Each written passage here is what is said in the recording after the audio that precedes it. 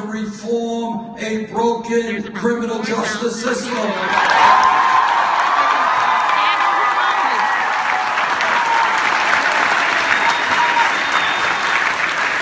Elected president, any person shot or killed while in police custody will immediately initiate a Department of Justice investigation.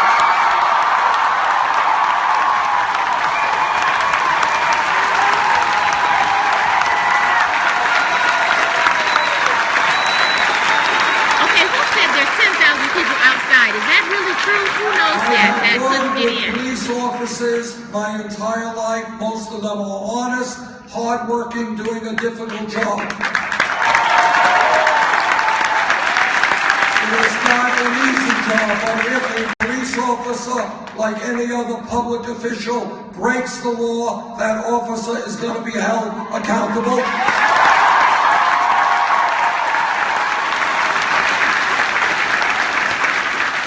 We need to demilitarize our police departments.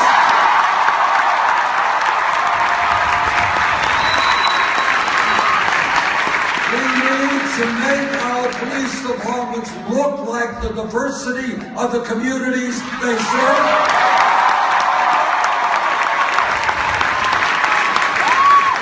In my state of Vermont and neighboring New Hampshire, all over this country, we are suffering a major epidemic of heroin addiction and heroin overdose. We have got to understand that substance abuse and addiction is a health issue, not a privilege.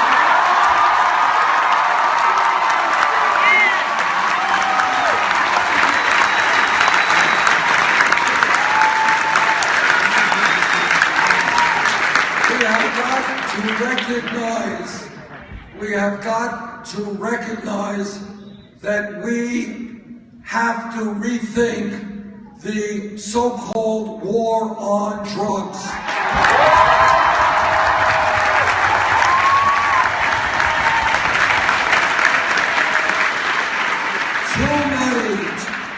Too many lives have been destroyed because people were arrested for possessing marijuana.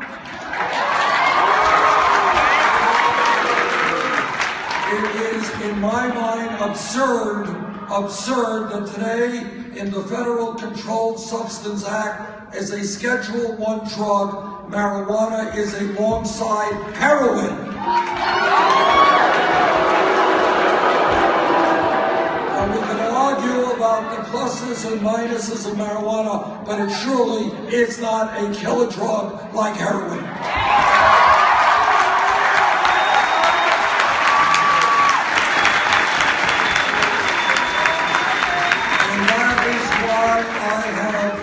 Introduce legislation to take marijuana out of the Federal Controlled Substance Act.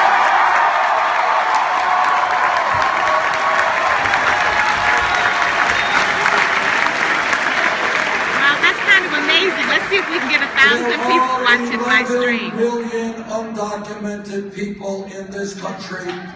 Many of them are living in the shadows, living in fear, and are being exploited. This country desperately needs to move to comprehensive immigration reform and a path to citizenship.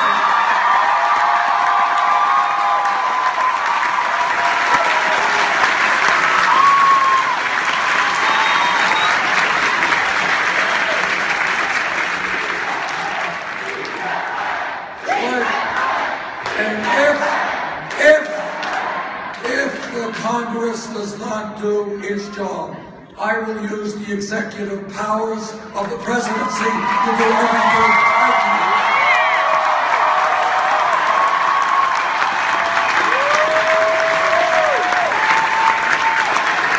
During the course of this campaign, I've met with a whole lot of people and a whole lot of groups and a whole lot of communities.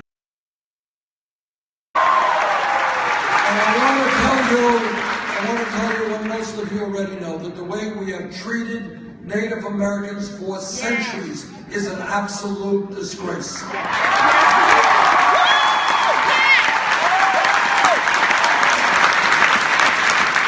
And if elected president, our relationship to the Native American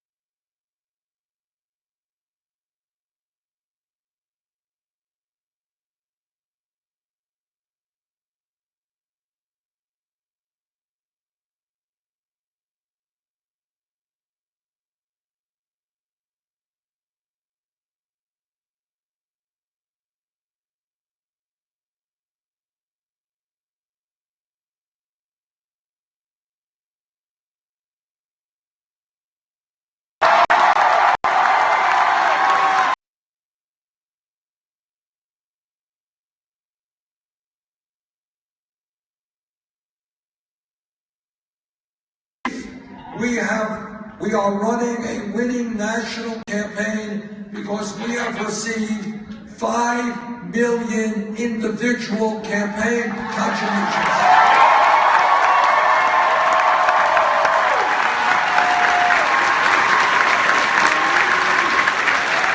That is more contributions than any candidate at this point in an election in the history of the United States of America.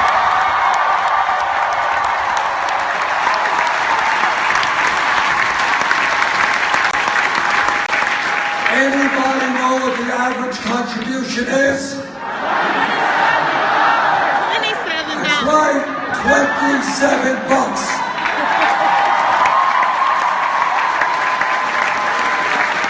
And that is revolutionary because it shows we can run a campaign without begging billionaires at Wall Street for contributions.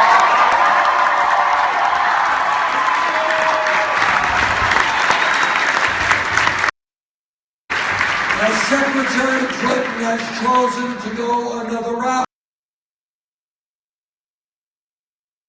that recent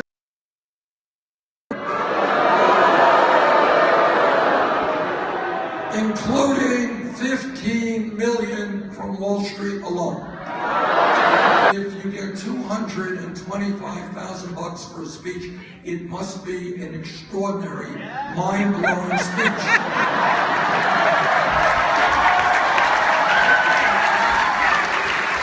And me, that's a lot of money for a speech. It must be Somebody a tweet me and let me know Shakespearean how to speech. watch on YouTube later. I didn't even know you And could I do think that. if that speech is as great as I think it is, she may want to share it with the rest of us.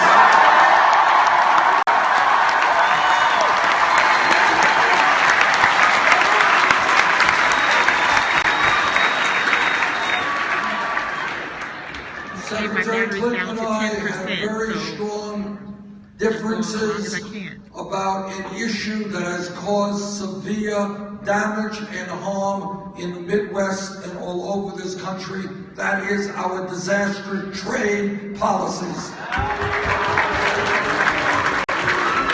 Truth is that trade policies like NAFTA, CAFTA, permanent normal trade relations with China, have cost us millions of decent jobs, millions, as companies shut down in America, moved to Mexico, moved to China. I have opposed every one of these disastrous trade agreements.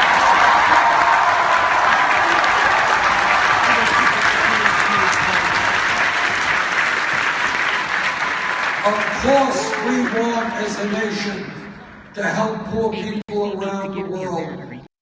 But you don't have to destroy to help poor people.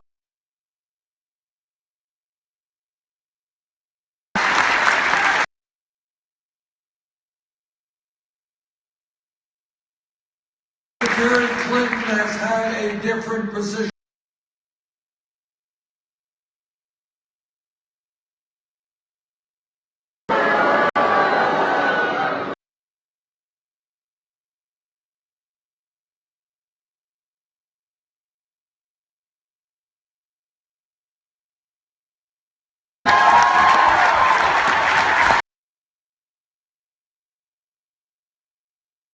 On fair corporate America investing in this country.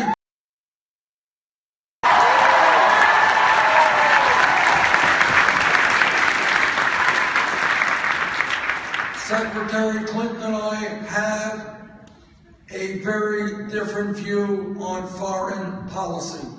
In 2002, a debate took place in Congress which turned out to be the most important foreign policy debate in the modern history of this country over Iraq. I listened closely to what President Bush and Dick Cheney and Don Rumsfeld had to say. I listened closely and I didn't believe them. I voted against that law.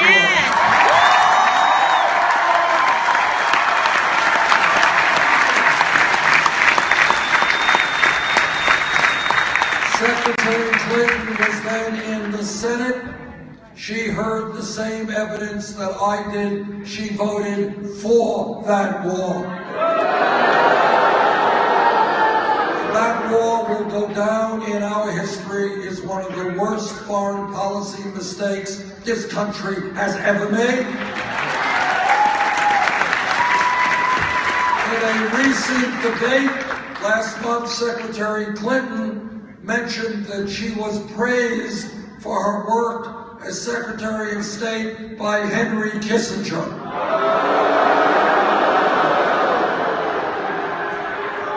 God help me, I do not ever want to be praised by Henry Kissinger.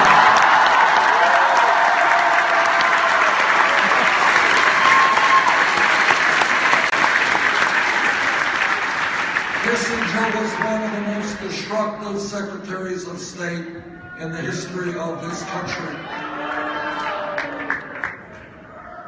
If elected president, I will do everything that I can to see that our men and women in the military do not get sucked into perpetual warfare and violence.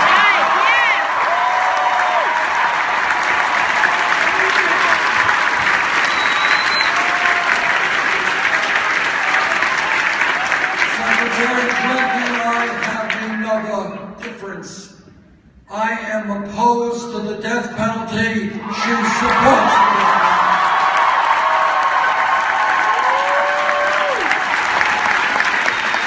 Too many innocent people have been executed.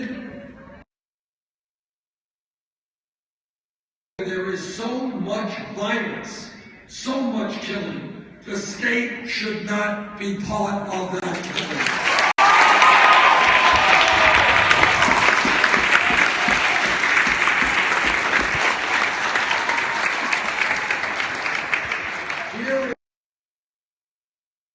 Truth.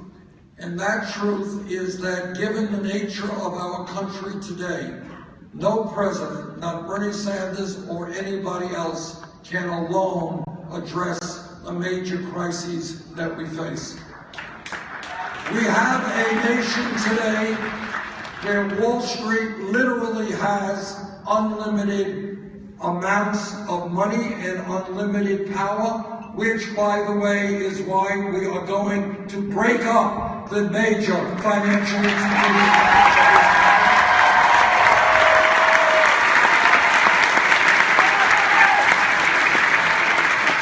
Corporate America would shut down a plant in Chicago and move to China if they can make $5 more in profit. They have enormous power, the corporate media, enormous power determining what we see and read, and large campaign contributors influence what goes on in Congress. Now, the only way we bring about the changes that we need is when millions of people stand up and say enough is enough. This government of ours belongs to all of us, not just a handful of wealthy campaign contributors.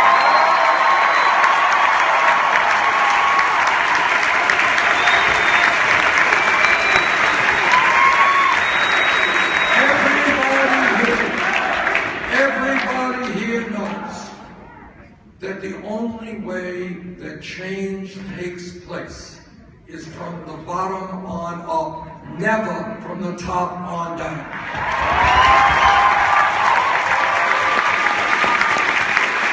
Whether it is workers struggling to form unions and fight for dignity in the workplace, whether it is the African American community and their white allies standing up against racism and segregation and bigotry,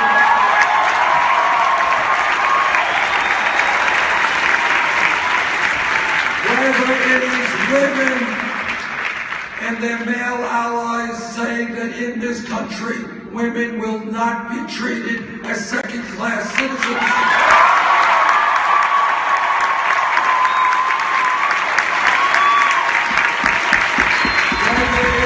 The gay community and their straight allies making it clear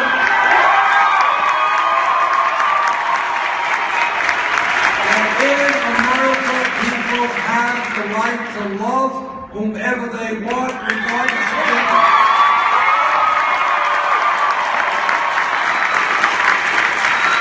That is how change takes place, always has, always will. We are now in a moment in history where we need fundamental change.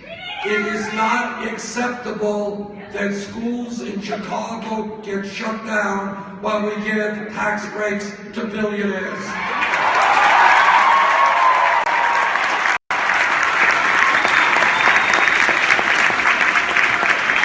It is not acceptable that our infrastructure collapses while large multinational corporations avoid paying in a given year a nickel in taxes. It is not acceptable that we continue to have more income and wealth inequality than almost any other major country on earth. It is not acceptable that in this great country we are the only major nation not to guarantee health care to all, not to provide paid family and medical leave.